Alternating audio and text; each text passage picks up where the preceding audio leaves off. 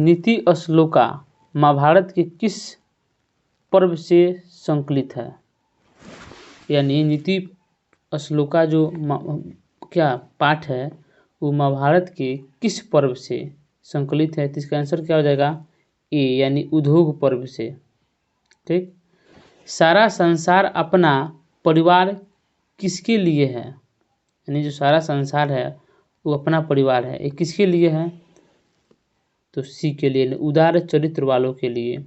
जो अच्छे व्यक्ति हैं वो पूरा संसार को क्या मानते हैं? अपना परिवार मानते हैं। इसलिए इसका ऑप्शन सी सही होगा। विदुर नीति किस ग्रंथ का अंश विशेष है? यानी जो विदुर नीति है किस ग्रंथ का अंश है यानी भाग है? तो महाभारत का। आपने महाभारत देखा होगा तो उसमें क्या एक विदुर थे, इनकी विदुर नीति भी महाभारत में दर्शाई गई है, दिखाई गई है। देखिए क्वेश्चन नंबर 6 देखिए, विदुर किसके मंत्री थे? तो विदुर किसके मंत्री थे? सी यानी धृतराष्ट्र के। और धृतराष्ट्र कौन थे? कौरवों के पिता थे, उनके ही मंत्री विदुर थे। विदुर नीति के रचनाकार कौन है? Option B Vidur. यानी विदुर नीति का रचनाकार कौन हो सकता है? विदुर ही हो सकते हैं। अपनी उन्नति चाहने वालों को कितने दोषों को त्याग कर देना चाहिए? अगर कोई व्यक्ति अपने उन्नति यानी अपनी धन संपत्ति में वृद्धि चाहता है तो उन्हें 6 यानी इस पाठ में 6 ऐसी दोष है जो त्याग देने के लिए बताई गई है। इसके इसलिए ऑप्शन क्या हो जाएगा? ये सही होगा। अब आइए हम क्वेश्चन नंबर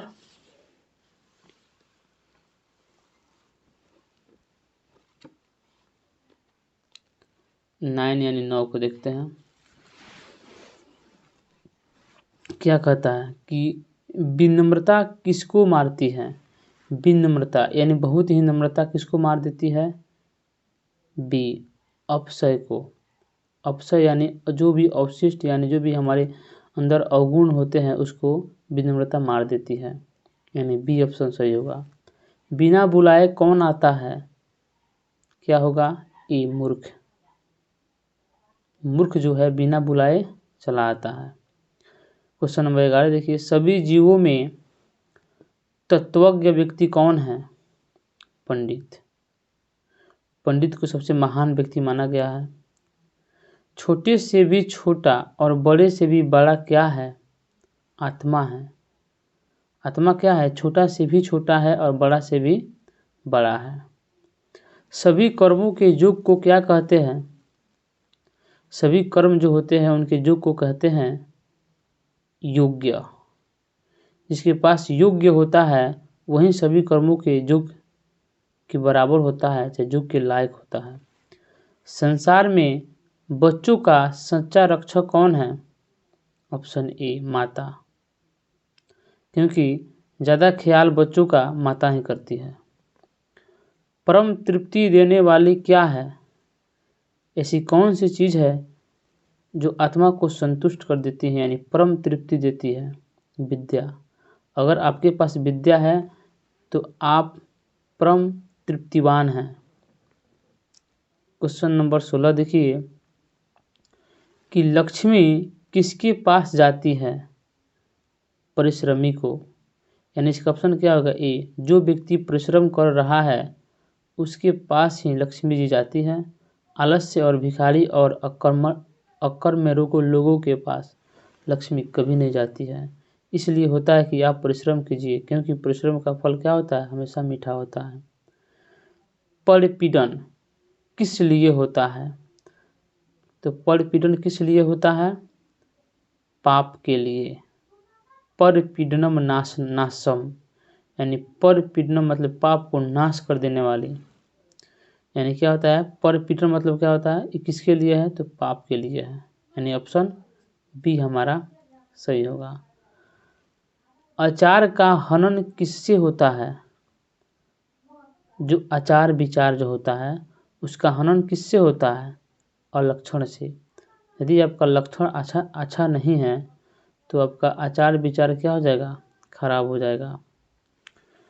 महाराज धृतराष्ट्र के प्रश्नों का समुचित उत्तर कौन देता है? ऑप्शन ए मंत्री विदुर जी। मंत्री विदुर जी कौन थे? तो जो मंत्री विदुर जी थे वो धृतराष्ट्र के महामंत्री थे, यानी उनके पास हमेशा ये रहते थे। तो उनका समुचित उत्तर कौन देते थे? विदुर जी। धृतराष्ट्र क्या थे? अंधे थे, वो देख नहीं सकते थे, इसीलिए क्या हो रहा है क्या नहीं हो रहा है सभी बातों को मंत्री विदुर जी धृतराष्ट्र को बताते थे। क्वेश्चन नंबर 20 देखिए, अपृष्टो बहुभाषते किस पाठ की युक्ति है? ये जो शब्द है अपृष्टो बहुभाषते, ये किस पाठ की युक्ति है?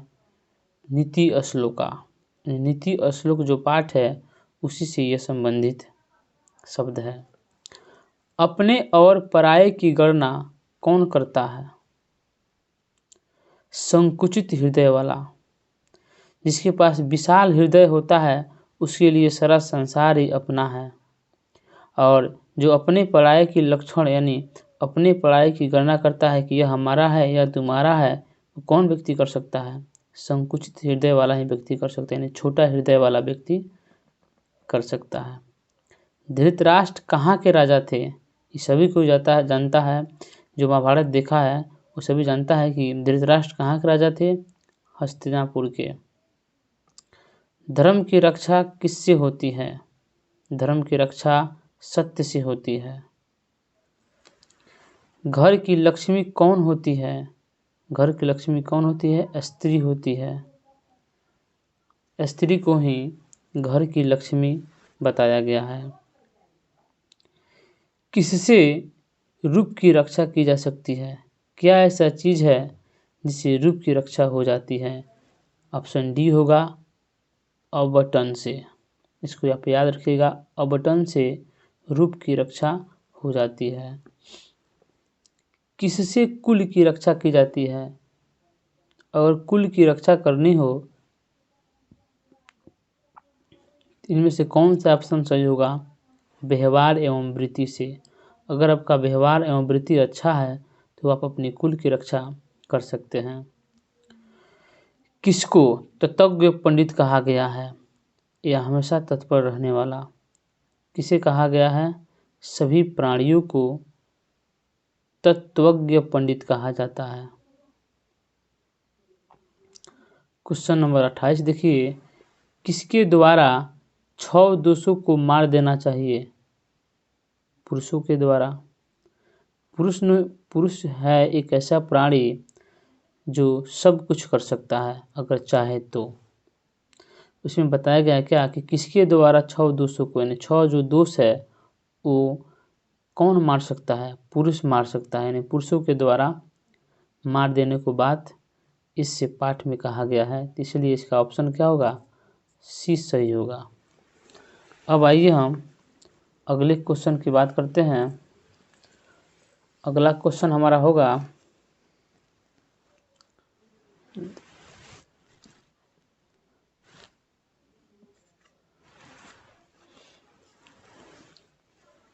कौन परम तृप्ति है? कौन परम तृप्ति है? विद्या। अगर आपके पास विद्या है तो आपके पास बहुत ही संतुष्टि यानी परम तृप्तवान आप बोलेंगे, आप हमेशा खुश रहेंगे, आप समझेंगे कि हमारे पास सब कुछ है। इसलिए इसका ऑप्शन ए यानी विद्या सही होगा। कैसे पुरुष सभी जगह सुलभ होते हैं? सी सत्य प्रियवादी। सत्य वचन बोलने वाले जो प्राणी हैं वह क्या होते हैं? सभी जगह सुलभ होते हैं। निम्नलिखित में से प्रश्नोत्तर रूप में कौन ग्रंथ है? इसमें 4 ऑप्शन दिया हुआ है, इसमें बताना है कि कौन ग्रंथ है। तो विदुर नीति। विदुर नीति क्या है? एक ग्रंथ है। अब देखिए यहाँ पे मूर्ख नीच पुरुष किस पर विश्वास करता है? यानी जो मूर्ख है, जो नीच है, वो किस पर विश्वास करता है? अविश्वासी पर। जो मूर्ख और नीच आदमी है वो हमेशा अविश्वासी पर ही विश्वास करेंगे, इसलिए इसका ऑप्शन सी सही होगा। क्षमा किसको मारती है? तो क्षमा क्रोध को मारती है। इसलिए हमेशा किसी को क्षमा कर देना चाहिए। जिसके पास क्रोध है वो कभी किसी को क्षमा कर ही नहीं सकता। अब देखिए, अपनी उन्नति चाहने वालों को कितने दोषों का त्याग देना चाहिए? कितना होगा? 6 दोष। इसके पहले भी क्वेश्चन में हमने बताया है कि मनुष्यों के पास जो 6 दोष है, यदि वह 6 दोषों को त्याग देता है तो उसे क्या हो जाएगी? उसको संतुष्टि मिल जाएगी। यानी जो उन्नति चाहेगा वो उन्नति वो प्राप्त कर सकता है। परित्येव गत्य खली स्थान बाला नाम जननी गति। ये जो रिक्त स्थान में कौन सा पद होगा? ऑप्शन सी होगा स्त्री राम। स्त्री राम यानी ऑप्शन सी होगा। रूप की रक्षा किससे होती है? तो रूप की रक्षा मृज्या से होती है। मृज्या से हमेशा रूप की रक्षा होती है। मृज्या को हम क्या कहते हैं? अबटन कहते हैं। पहले क्वेश्चन में हमने बता चुका है कि मृज्या क्या है। मृज्या को ही अबटन कहा जाता है और अबटन से ही रूप की रक्षा हो जाती है। आप मृज्या कहिए या अबटन कहिए, इस दोनों शब्द को आप ध्यान रखिएगा। नरक के कितने दरवाजे हैं जिनसे व्यक्ति का नाश होता है? तो नरक के कितने दरवाजे हैं? 3 दरवाजे हैं। उत्तम शांति क्या है? तो उत्तम शांति क्षमा है। शत्रुता को कौन बढ़ाता है? ऑप्शन ए स्वार्थ। जिसके पास अगर स्वार्थ हो जाएगा उसके पास क्या होगा? शत्रु की ढेर लग जाएगी। यानी सभी उससे शत्रुता का ही व्यवहार करेंगे। चलिए, ये हमारा पाठ कंप्लीट हुआ। अब आइए अगले पाठ यानी कर्मवीर कथा।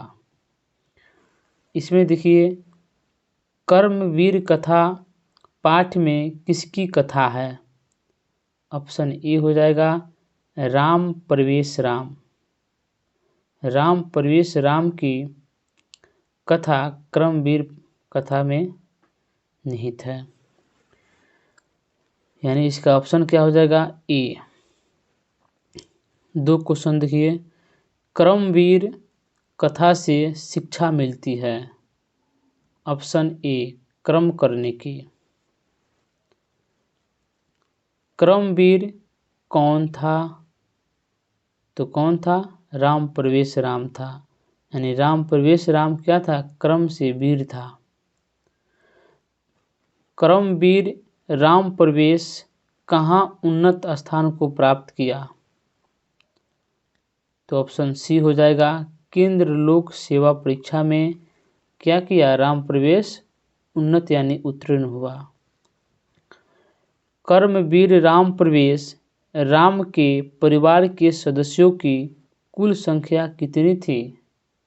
4 थी। याद रखिएगा कितनी थी? तो 4 थी। किसमें कर्मवीर उन्नत स्थान को प्राप्त किया? किसने प्राप्त किया? व्यापक विषय ज्ञान में कर्मवीर उन्नत को स्थान प्राप्त हुआ। इसलिए इसका ऑप्शन बी सही हो जाएगा। अब देखिए, किस गांव में गरीब लोग रहते हैं? क्या हो जाएगा? बी यानी भिखन टोला ग्राम। उसमें इस पाठ में एक भिखन टोला ग्राम होता है जिसमें सभी लोग क्या होते हैं? गरीब होते हैं। क्वेश्चन नंबर 8 देखिए, दलित ग्रामवासी पुरुष की कथा कौन है? कर्मवीर कथा है। दलित ग्रामवासी पुरुष जो है वो कर्मवीर कथा है। अब आइए क्वेश्चन नंबर 8 में।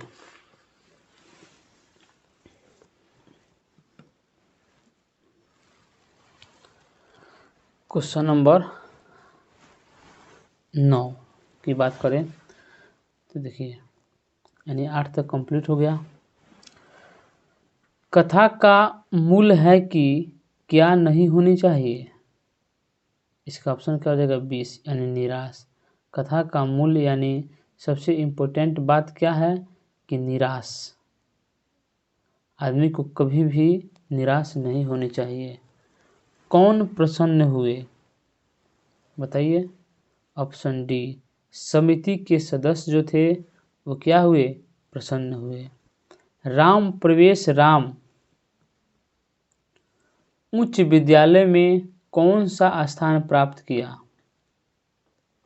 बोलिए डी पहला स्थान से राम प्रवेश राम उच्च विद्यालय में स्थान प्राप्त हुआ यानी वो फर्स्ट डिवीजन आ गया। 12 में देखिए राम प्रवेश का घर किस तरह का था। कैसा था कुट्टी की तरह था यानी झोपड़ी वाला था।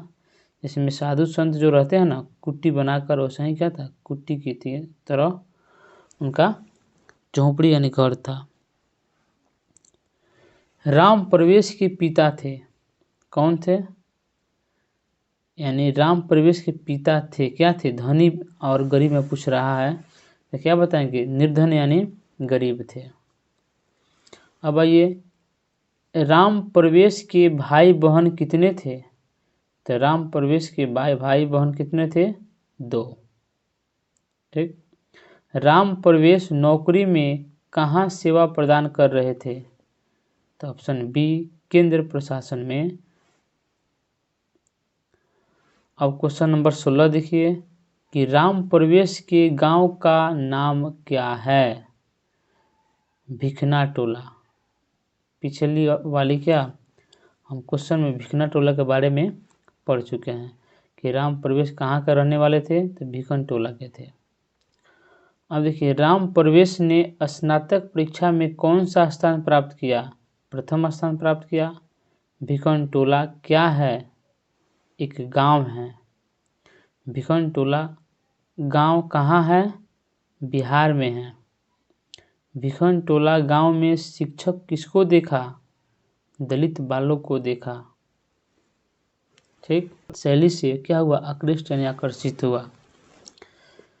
छात्रों की तपस्या क्या है अध्ययन यानी पढ़ना ही छात्रों की क्या है तपस्या है। जीवन की परम गति क्या माना गया है शिक्षा कर्म यानी शिक्षा कर्म को ही जीवन की परम गति माना गया है। जिसके पास शिक्षा और कर्म नहीं है उसका जीवन क्या है परम गतिमान नहीं है। अर्थाभाव में राम प्रवेश महाविद्यालय में कैसे प्रवेश लिया छात्रवृत्ति से यानी छात्रवृत्ति में छात्रों को कुछ अनुदान दिए जाते हैं उसी अनुदान यानी उसी रुपया से राम प्रवेश क्या किया महाविद्यालय में अपना प्रवेश लिया। अब आइए हम नेक्स्ट पेज की बात करते हैं।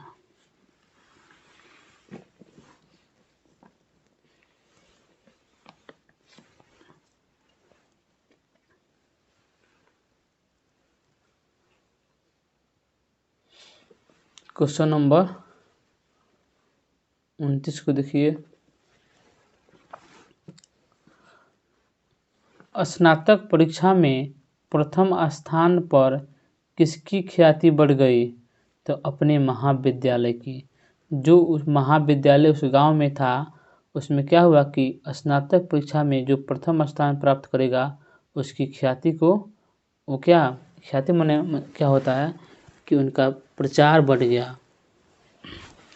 अब आइए चैप्टर कौन सा तो स्वामी दयानंद जो काफ़ी ही इम्पोर्टेंट है।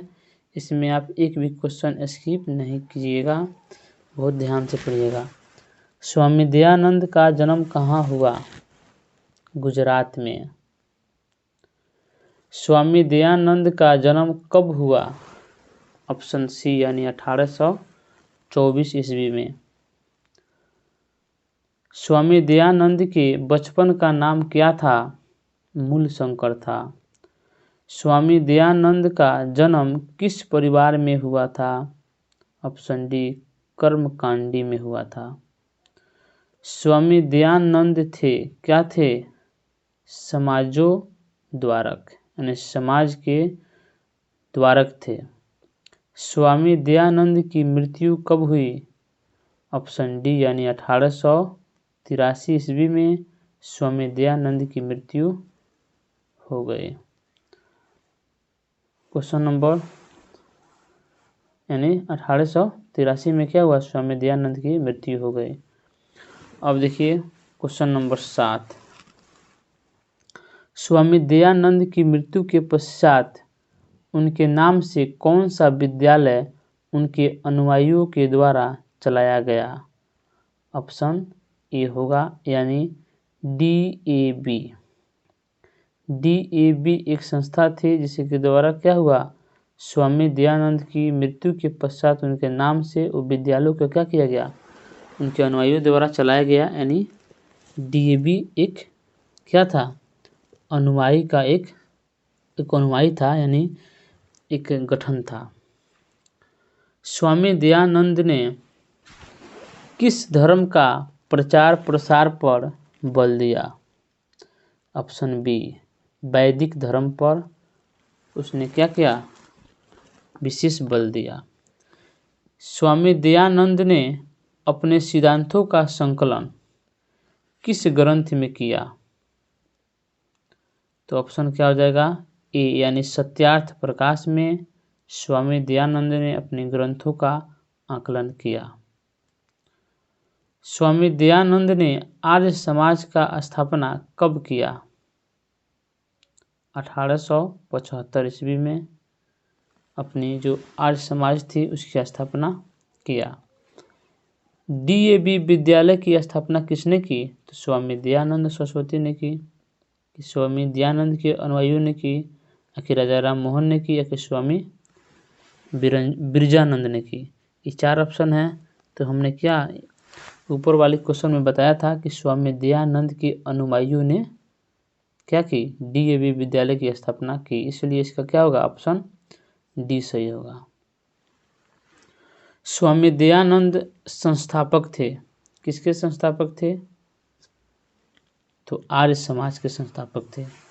इस क्वेश्चन को ऐसे भी पूछ सकता है कि स्वामी दयानंद ने किस संस्था की स्थापना की? तो आर्य समाज के। दयानंद का जन्म किस गांव में हुआ था? टंकारा में। मूल शंकर था क्या था? अनपढ़, कि कुशाग्र बुद्धि का, कि मंद बुद्धि का, कि मेधावी? ऑप्शन बी सही होगा, कुशाग्र बुद्धि के थे मूल शंकर।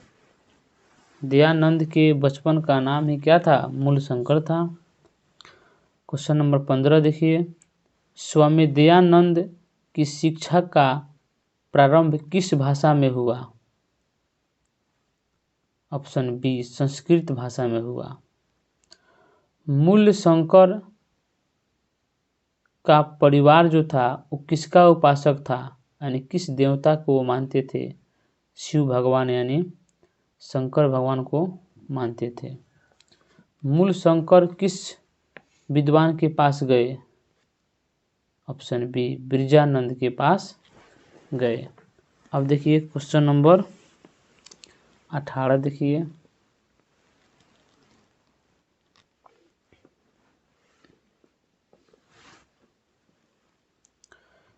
क्वेश्चन नंबर 18 देखिए।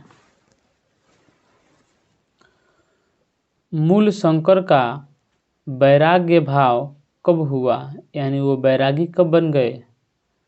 ऑप्शन बी ससुर के निधन के बाद। मूल शंकर मूर्ति पूजा के थे, किस मूर्ति पूजा के थे? तो विरोधी, यानी मूल शंकर जो थे वो मूर्ति पूजा के क्या थे? विरोधी थे। वो बोलते थे कि मूर्ति जो पूजा आप कर रहे हो वो एक ढोंग है, यानी मूर्ति को क्या नहीं मानते थे। घर को छोड़कर मूल शंकर कहाँ गए? मथुरा चले गए, यानी ऑप्शन सी। रात्रि जागरण को छोड़कर मूल शंकर कहाँ गए? घर चले गए, यानी जो रात्रि में जो जागरण हो रहा था उसको छोड़कर मूल शंकर यानी उनका क्या नाम था, स्वामी दयानंद जो थे वो कहाँ चले गए, घर चले गए। इसलिए इसका ऑप्शन सी सही होगा। कौन लोग हिंदू समाज को तिरस्कार कर धर्मांतरण स्वीकार किए, यानी धर्म का जो अंतरण था उसको क्या किए, स्वीकार कर लिए। दलित वर्ग यानी गरीब वर्ग जो था वो क्या किए, हिंदू समाज को तिरस्कार करके धर्मांतरण स्वीकार कर लिए। कौन हिंदू समाज से तिरस्कृत होकर धर्म परिवर्तन कर लिया, दलित, बी ऑप्शन। किसकी शाखा देश विदेशों में है, आर्य समाज की, ऑप्शन बी। अर्पित किए गए प्रसाद को कौन खा रहा था, चूहा खा रहा था, यानी जो प्रसाद चढ़ाए गए थे उसको कौन खा रहा था, चूहा खा रहा था, यानी ऑप्शन बी सही होगा। आर्य समाज की स्थापना सर्वप्रथम कहाँ हुई, मुंबई में हुई। स्वामी दयानंद के लिए कौन पर्व उद्बोधक सिद्ध हुआ, शिवरात्रि। स्वामी दयानंद के लिए कौन सा पर्व क्या था, उद्बोधक सिद्ध हुआ, यानी बहुत ही उनके जीवन में प्रभाव डाला। कौन सा पर्व, शिवरात्रि। इसमें क्या होता है, शिवरात्रि में शिव भगवान की पूजा की जाती है। ठीक, अब आइए, वैदिक धर्म के प्रचार प्रसार में स्वामी दयानंद का विचारक था, कौन था, व्यापक विचार जो था वो क्या था, वैदिक धर्म के प्रचार प्रसार में स्वामी दयानंद का विचार था व्यापक प्रसार, चारों ओर व्यापक रूप से प्रचार किया जाए, उनका क्या था, विचार था, यानी ऑप्शन सी। गुजरात प्रदेश स्थित टंकारा ग्राम, यानी टंकारा ग्राम जो था वो कहाँ था, गुजरात प्रदेश में स्थित था। ये किसकी जन्म स्थल थी, तो स्वामी दयानंद की जन्म स्थल थी। मध्यकाल में कौन भारतीय समाज को दूषित करते थे, ऑप्शन बी, कुत्सित रीति, यानी जो खराब लोग थे वो क्या थे, भारतीय समाज को दूषित कर रहे थे। अब हमारा पाठ क्या आ जाएगा, मंदाकिनी वर्णम, यानी मंदाकिनी के बारे में जो वर्णन है उसमें कौन कौन से ऑब्जेक्टिव है, चलिए उसको हम देख लेते हैं। मंदाकिनी वर्णम भारत पाठ के कवि कौन है, यानी ऑप्शन सी, वाल्मीकि जो थे वो क्या थे, मंदाकिनी वर्णम के पाठ के लेखक यानी कवि थे। क्वेश्चन नंबर 2, मंदाकिनी वर्णम पाठ रामायण के किस कांड से संग्रहित है, तो इसका आंसर क्या हो जाएगा, बी, यानी अयोध्या कांड से। मंदाकिनी वर्णम पाठ किस ग्रंथ से संकलित है, रामायण से। रामायण में मंदाकिनी के बारे में क्या है, वर्णन मिलता है। मंदाकिनी वर्णम पाठ में किस नदी का वर्णन है, तो ए, गंगा नदी का। वाल्मीकि रामायण से कौन सा पाठ संकलित है, यानी जो वाल्मीकि रामायण से कौन सा पाठ संकलित है, तो ऑप्शन क्या हो जाएगा, डी, यानी मंदाकिनी वर्णम क्या संकलित है, यानी ऑप्शन डी आंसर। मंदाकिनी किसके सरोवर की तरह शोभती है, कुबेर के सरोवर की तरह। कुबेर क्या थे, धन जो होता है वो धन के मालिक कौन है, कुबेर, यानी धनों का भंडार कुबेर के पास है। उसी प्रकार क्या मंदाकिनी जो नदी थी वो क्या थी, उसी प्रकार यानी कुबेर की सरोवरों की तरह क्या थी, शोभती थी। अब आइए हम क्वेश्चन नंबर 7 की बात कर लेते हैं।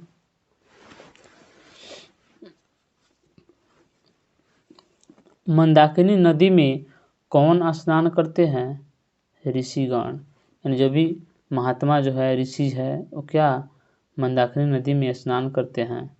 मंदाकिनी नदी किस पर्वत के निकट बहती है, ऑप्शन सी, चित्रकूट पर्वत। मंदाकिनी नदी किस के निकट बहती है, पंचवटी, यानी जो पंचवटी है उसके ही निकट क्या मंदाकिनी नदी बहती है। मंदाकिनी नदी की शोभा का वर्णन कौन कर रहे हैं? श्री राम, यानी जो राम है, रामायण में किनकी कथा है? तो राम की कथा है। और मंदाकिनी किससे संबंधित है? रामायण से संबंधित है। इसलिए श्री राम की शोभा का वर्णन कौन कर रहा है? तो मंदाकिनी नदी कर रही है। मंदाकिनी का वर्णन कालिदास ने अपने किस काव्य में किया है? ऑप्शन बी सही होगा, रघुवंशम। रघुवंशम काव्य में मंदाकिनी का वर्णन कौन किया है? तो कालिदास किए हैं। क्वेश्चन नंबर 12 देखिए, राम मंदाकिनी नदी की शोभा किसको दिखाते हैं? तो सीता जी को राम क्या करते हैं? मंदाकिनी नदी की शोभा को दिखाते हैं। श्री राम मंदाकिनी में तैरते हुए किसको दिखाते हैं? फूलों के समूह को दिखाते हैं। किसके द्वारा जल पीने से मंदाकिनी का जल मटमैला हो गया है?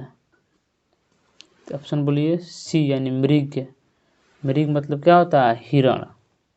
और रामायण में हिरण को आप तो देखा ही होगा। क्या श्री राम जी क्या करते हैं? मृग का शिकार करते हैं, यानी मृग को मार देते हैं सीता जी के कहने पर।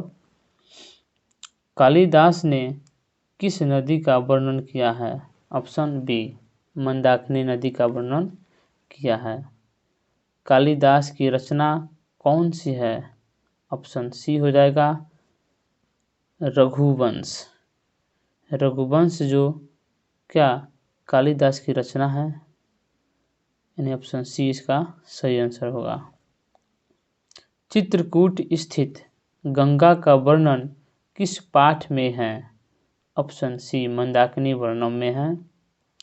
इस पाठ में रथा गंगा हायना किस पक्षी का पर्यायवाची है? ऑप्शन सी, चक्रवाक का। चक्रवाक क्या है? एक पक्षी है, उसी का वर्णन है। इस पाठ में किस नदी का वर्णन है? तो मंदाकिनी नदी का वर्णन है। वायु द्वारा किसके शिखर को हिलाया जा रहा है? तो पर्वत के शिखर को हिलाया जा रहा है।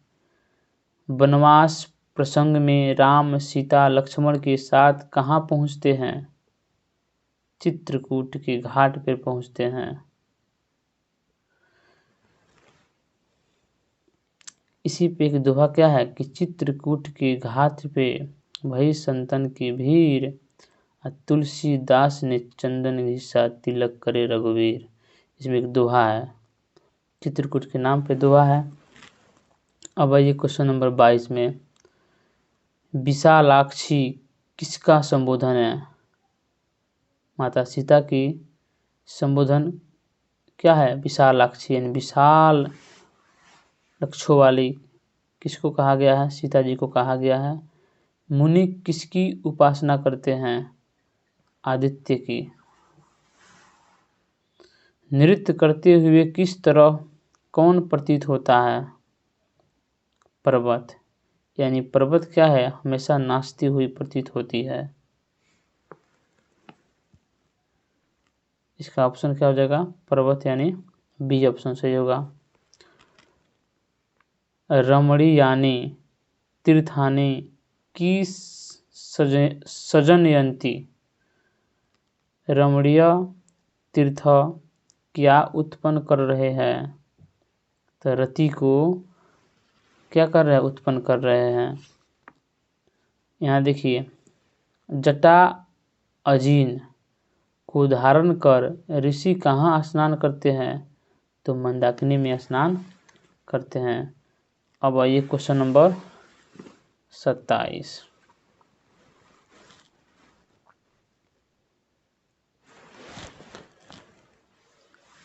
प्रशंसनीय व्रत को रखने वाले मुनि लोग किसकी उपासना में लगे हैं? ऑप्शन सी, आदित्य की।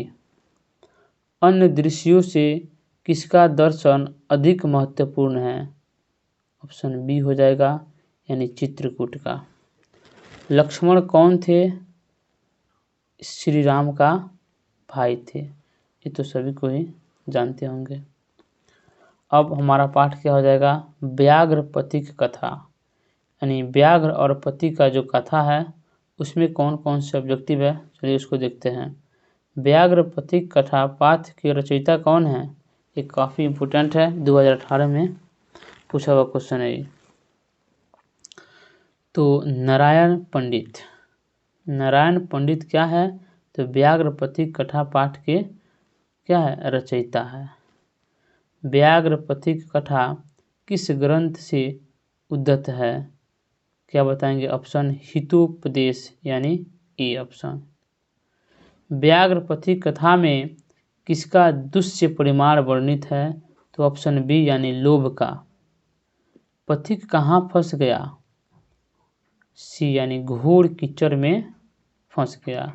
पथिक को किसने मारा और खा लिया? तो बूढ़ा जो बाघ था उसने क्या किया? पथिक को मार दिया और खा गया। पथिक कहाँ स्नान करता है? तो तालाब में स्नान करता है। किसको लेने के लिए कहा गया है? तो सोने के कंगन को लेने की बात कही गई है। किसको धन या दान देना चाहिए? दरिद्र को, जो गरीब है उसी को तो धन या दान देना चाहिए। किसके लाभ होने पर भी शुभ गति नहीं होती है? अनिष्ट से, यानी अनिष्ट से लाभ होने पर भी शुभ गति नहीं होती। किसके स्त्री और पुत्र मर गए? तो वृद्ध बाघ के स्त्री और पुत्र क्या हुए? मर गए। किसके बिना ज्ञान भार होता है? किसके बिना जो ज्ञान है वो भार के समान होता है? क्रिया के बिना। कौन लोभ से आकर्षित हुआ? पथिक, जो यानी जो यात्री था वो क्या हुआ? लोभ से आकर्षित हुआ। कौन सोने के कंगन को देना चाहता था? कौन था? बूढ़ा बाघ था। जो वृद्ध व्याघ्र था वो क्या था? सोने के कंगन को पथिक को देना चाहता था। कौन अमृत के संसर्ग में रहने पर भी मृत्यु का कारण होता है? विष, यानी जहर जो है वो क्या है? अमृत के संसर्ग में रहने पर भी मृत्यु का कारण होता है। बाघ हाथ फैलाकर क्या दिखा रहा था? कुछ दिखा रहा था। अहह महापंके परितोषी किसने कहा? बाघ ने कहा। बूढ़ा बाघ कहाँ बोल रहा था? तो तालाब के किनारे बोल रहा था। अब आइए हम नेक्स्ट पेज की बात करते हैं।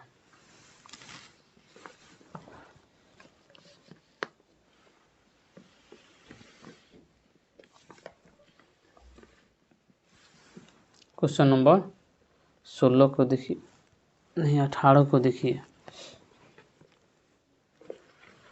बूढ़े बाघ के हाथ में क्या था? सोने का कंगन था। बूढ़ा बाघ क्या देना चाहता था? कंगन देना चाहता था। वंशहीन कौन था? ठीक कथा से इस संस्कृत है तो रखा उटपटांग होता ही है, फिर भी क्या हम लोग को कोशिश करना है। इदम सुवर्णम कंगनम गृहीताम किसने कहा? बाघ ने कहा। दुराचारी कौन था? बाघ था। स्नान किए हुए हाथ में कुश लेकर तालाब के किनारे कौन बोल रहा था? तो बूढ़ा बाघ बोल रहा था। भाग से ऐसा संभव होता है, किसके द्वारा सोचा गया? कोई पथिक के द्वारा, कोई पथिक था उसके द्वारा सोचा गया कि भाग से ही ऐसा संभव होता है। 27 नंबर क्वेश्चन देखिए। तालाब में स्नान करने के लिए कौन गया? पथिक गया। पथिक जो था वो क्या था? तालाब में स्नान करने के लिए गया। हिंसक कौन है? बाघ है। इस पाठ में हिंसक कौन है? तो बाघ है। टूटे हुए नख और दांत वाले स्नानशीलदाता कौन थे? बोलिए। वही बूढ़ा बाघ था। यह पाठ हितोपदेश के किस खंड से संकलित है? तो मित्र लाभ नामक खंड से संकलित है। ऑप्शन सी इसका जवाब होगा। कथम मारात्मके यानी मारात्मके त्वयि विश्वास किसकी उक्ति है? तो पथिक की उक्ति है। इसका ऑप्शन क्या हो जाएगा? बी हो जाएगा। कर्णस्य दानवीर यानी कर्ण क्या था? कर्ण महाभारत का एक ऐसा योद्धा था जो दानों में महादानी था और वीर में महावीर यानी योद्धा था। तब कर्ण के बारे में आपने सुने होंगे कहाँ? महाभारत की लड़ाई में। उसी के बारे में पढ़ना है कि कर्णस्य दान वीरता पाठ से कवि कौन है? भाषा है। कर्णस्य दान वीरता पाठ किस ग्रंथ से संकलित है? तो कर्णभार से संकलित है। कर्णभार नामक के रचनाकार कौन है? तो भास है। कर्णस्य दान वीरता पाठ किस रूपक के भाग विशेष है? तो कर्णभार नामक से क्या? हाँ, आपको दिखाई दे रहा है। कर्णस्य दान वीरता पाठ किस रूपक के भाग विशेष है? तो इसका आंसर क्या हो जाएगा? कर्णभार नामक से। कर्णस्य दान वीरता रूपक किसके द्वारा रचित है? तो भास के द्वारा रचित है। यानी इसका ऑप्शन ये सही होगा। आज हमारे आज का लास्ट चैप्टर है, फिर हम कल पढ़ेंगे इसका जो बचा रहेगा। कर्णस्य दान वीरता रूपक किस ग्रंथ से लिया गया है? ऑप्शन बी महाभारत से। कर्ण किस देश का राजा था? तो अंग देश का राजा था। कर्ण ने कवच कुंडल किसे दान दिया? इंद्र को दान दिया। कवच कुंडल से कौन अभिभूषित था? कर्ण अभिभूषित था। कुंती पुत्र कौन था? कर्ण था। महतर भिक्षा कौन मांग रहा था? ऑप्शन सी यानी इंद्र मांग रहे थे। महतरा भिक्षा याचे यह किसकी उक्ति है यानी किसका कथन है? तो शक्र का कथन क्या है कि महताराम भिक्षा याचे। मुहूर्त का दूध कौन पीता है? इंद्र पीते हैं। ब्राह्मण भेषधारी कौन था? तो इंद्र थे। ब्राह्मण के रूप में कौन प्रवेश करता है? तो इंद्र और शक्र प्रवेश करते हैं। इंद्र क्या ग्रहण करते हैं? तो कवच कुंडल को ग्रहण करते हैं। इंद्र ने कर्ण से छल क्यों किए? अर्जुन की सहायता के लिए किए। इंद्र किस रूप में कर्ण के समक्ष आया? ब्राह्मण के रूप में। इच्छा नहीं है कर्ण ऐसा कौन कहता है? अथवा निछामी किसके बार बार कहा? निछामी किसने बार बार कहा था? तो इंद्र ने कहा था। सर्वप्रथम कर्ण ने क्या दिया? सहस्त्र गायें। समय के अतिक्रमण से किसका क्षय होता है? शिक्षा का क्षय होता है। दानवीर कौन था? दानवीर कर्ण था। जड़ से जमे कौन गिर रहे हैं? तो पादप यानी पौधे जो जड़ से जमे कौन गिर रहे हैं? तो पौधे गिर यानी पादप गिर रहे हैं। कर्ण शुक्र को चौथी बार क्या देना चाहा? सोना देना चाहा। और कुछ क्वेश्चन है उसको भी देख लीजिए। आज ये चैप्टर लास्ट है। देखिए, शुक्र ने कर्ण के छल पूर्वक क्या ले लिया? शुक्र ने कर्ण से छल पूर्वक क्या ले लिया? तो उनके क्या कवच और कुंडल दोनों को ले लिया। शुक्र का पर्याय कौन है? तो शुक्र का पर्याय क्या है? इंद्र है। इंद्र को ही शुक्र कहा जाता है। पृथ्वी देने के लिए कौन चाहता है? यानी पृथ्वी देने के लिए कौन चाहता है कि पृथ्वी ले जाओ? कर्ण चाहता है। अलविदा किसने कहा? शक्र ने कहा। 30 नंबर देखिए, डरना नहीं चाहिए, डरना नहीं चाहिए, किसने कहा? कर्ण ने कहा। पादप